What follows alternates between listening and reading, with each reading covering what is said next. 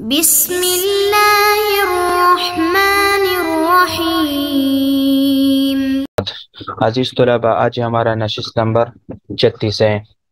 بسم اللہ الرحمن الرحیم وَلَنُذِيقَنَّهُم مِّنَ الْعَذَابِ الْأَدْنَىٰ دُونَ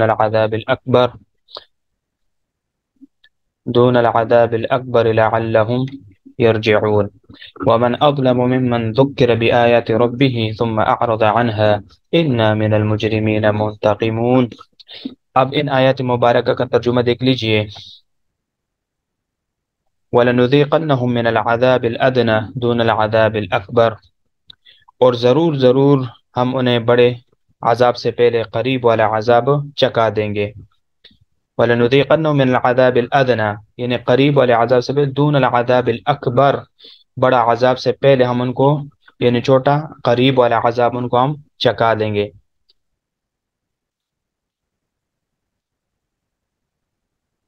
لَعَلَّهُمْ يَرْجِعُونَ تاکہ وہ باز آ جائیں۔ وَمَنْ أَظْلَمُ مِمَّنْ ذُكِّرَ بِآيَاتِ رَبِّهِ اس سے بڑھ کر کون ظالم ہوگا جسے اس کے رب کے آیات یاد دلائی جائے، ثم اعرض عنها پھر اسے اعراض کرے، انا من المجرمین منتقمون بلا شبہ ہم مجرمین سے بدلہ لینے والے ہیں۔ وَلَنُذِيقَنَّهُم مِّنَ الْعَذَابِ الْأَدْنَىٰ دُونَ الْعَذَابِ الْأَكْبَرِ لَعَلَّهُمْ يَرْجِعُونَ۔ اب دیکھیے کہ اللہ رب العزت فرماتے ہیں کہ ضرور ہم ان کو قریب کا عذاب چکائیں گے، یعنی دنیا میں قید کا عذاب اور 7 سال کا قحط جو ان پر مسلط کیا گیا، دون العذاب الاکبر بڑے عذاب سے پہلے، تو بڑے عذاب سے آخرت کا عذاب مراد ہے، یعنی ہم ان کو عذاب آخرت تک پہنچنے سے پہلے چکائیں گے۔ اب اس میں دون العذاب یعنی ادنا من العذاب الادنا، ادنا سے یعنی ادنا سے بعض مفسرین فرماتے ہیں کہ رسوائی اور ذلت مراد ہے، اور عذاب اکبر سے ہمیشہ کی آگ، جہنم کی آگ مراد ہے۔ بعض علماء فرماتے ہیں عذاب ادنا سے عذاب قبر مراد ہے۔ لعلہم یرجعون شاید کہ وہ جن کو قریبی عذاب دیا گیا یرجعون باز آ جائے، یعنی کفر سے توبہ کر لے اور اس سے باز آ جائے۔ ومن اظلم ممن ذکر بآیات ربہ اور اس شخص سے زیادہ کون ظالم ہے جس کو یاد دلائی جائے، نصیحت کی جائے بآیات ربہ، بآیات ربہ اس کے رب کی آیات یعنی قرآن مجید کے ذریعہ اس کو نصیحت کی جائے، ثم اعرض عنها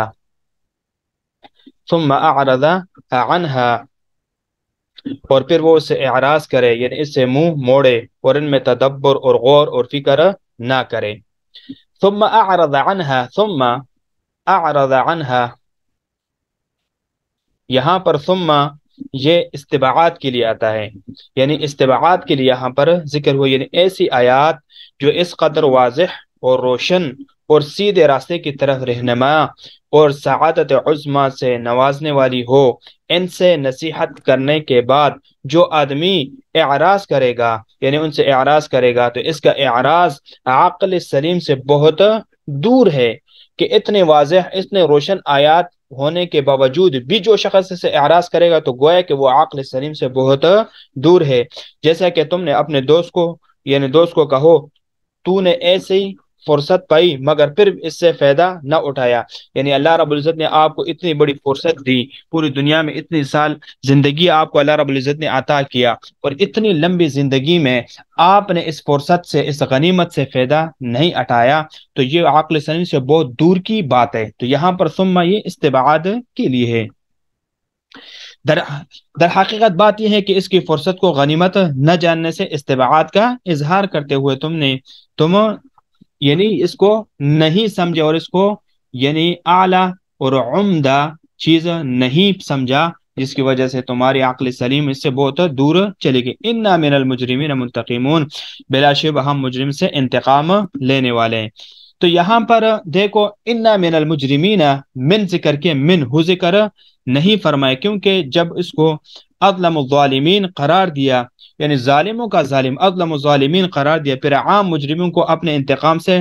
ڈرایا، اس سے بڑے ظالم کو انتقام کا بڑا حصہ پانے کا ثبوت خود مل گیا۔ اگر صراحت کی بجائے ضمیر لائی جاتی تو بھی یعنی یہ فائدہ حاصل نہ ہو سکتا، اس لیے یہاں پر ضمیر کے بغیر یعنی بغیر ضمیر کو لایا۔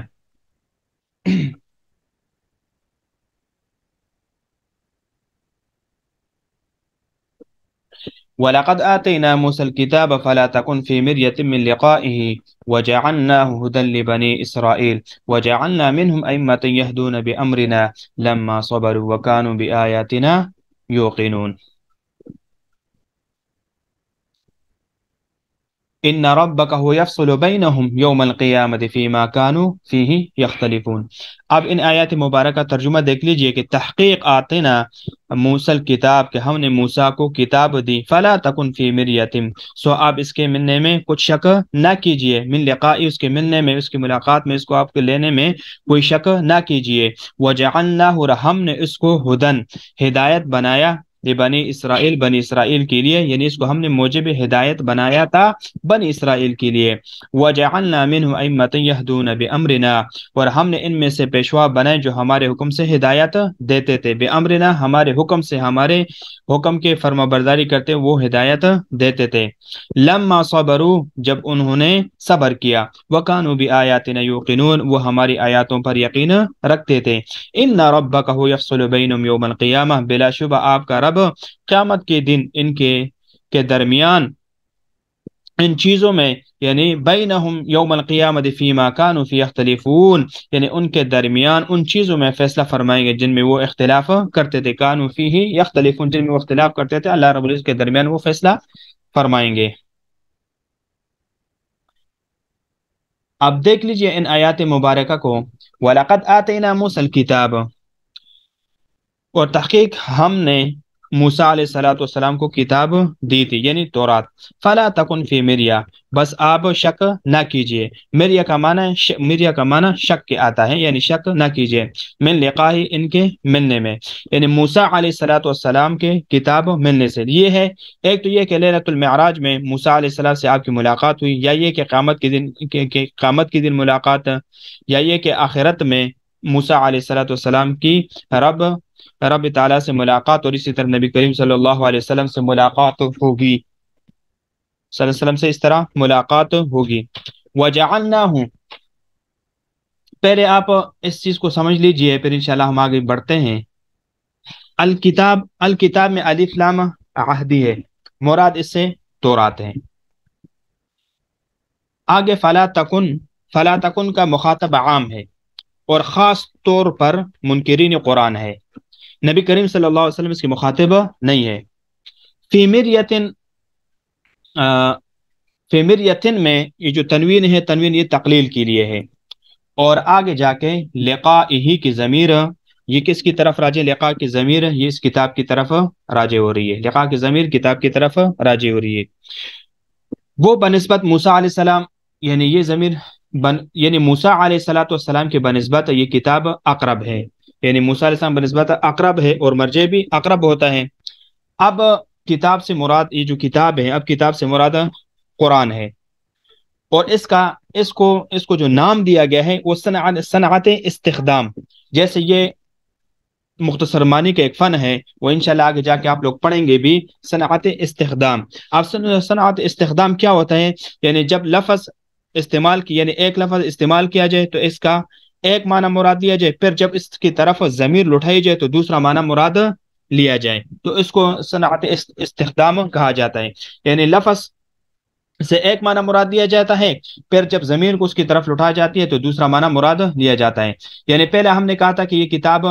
سے مراد کیا ہے، تورات ہے، اور یہ الف لام عہدی کتاب سے مراد تورات ہے، لیکن جب ہم نے لقاء کی ضمیر اس کی طرف راجع کر دی کہ لقاء کی ضمیر کتاب کی طرف راجع، تو ہم نے کہا تھا کہ یہ کتاب اس سے مراد کیا ہے، وہ قرآن ہے۔ تو کتاب سے معنی یعنی ضمیر جب اس کی طرف راجع ہو تو اس کا معنی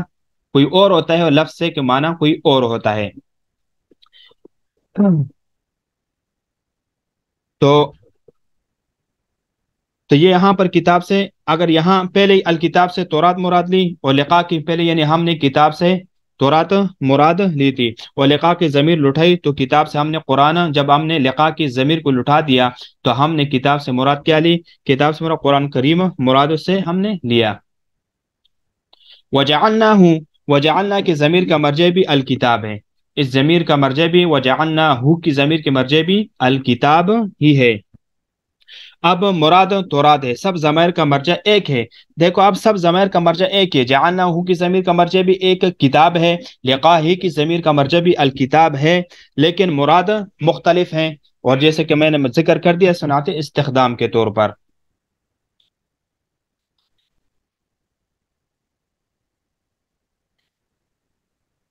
وجعلنا ہدى لبنی اسرائیل،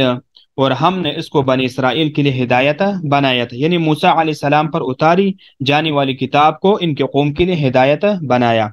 وجعلنا منهم ائمة يهدون، اور ہم نے ان میں سے بہت پیشوا بنا دیے،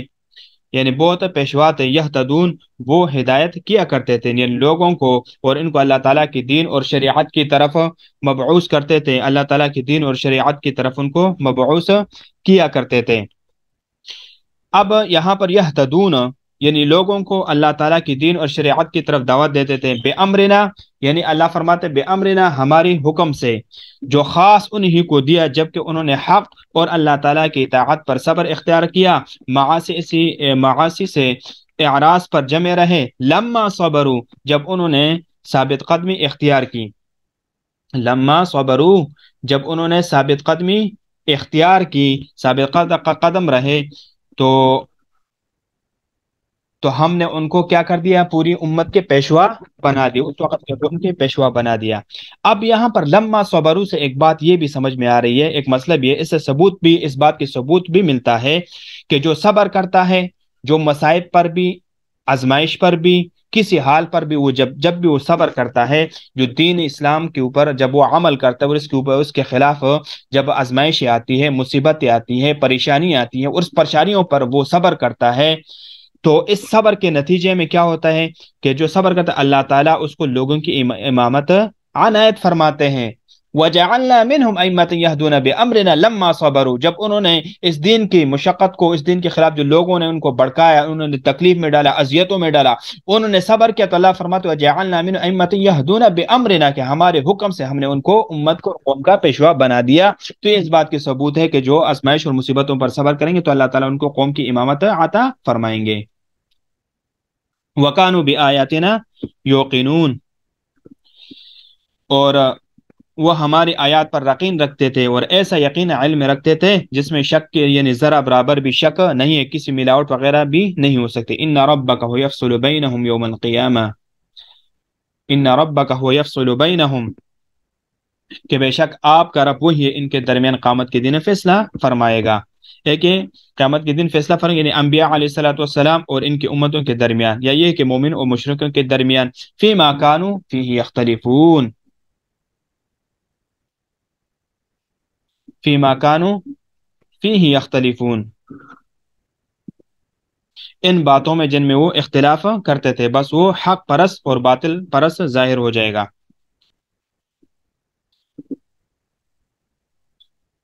اولم یہد لہم، انشاءاللہ اس کو ہم آگے نیکسٹ درس میں پڑھیں گے۔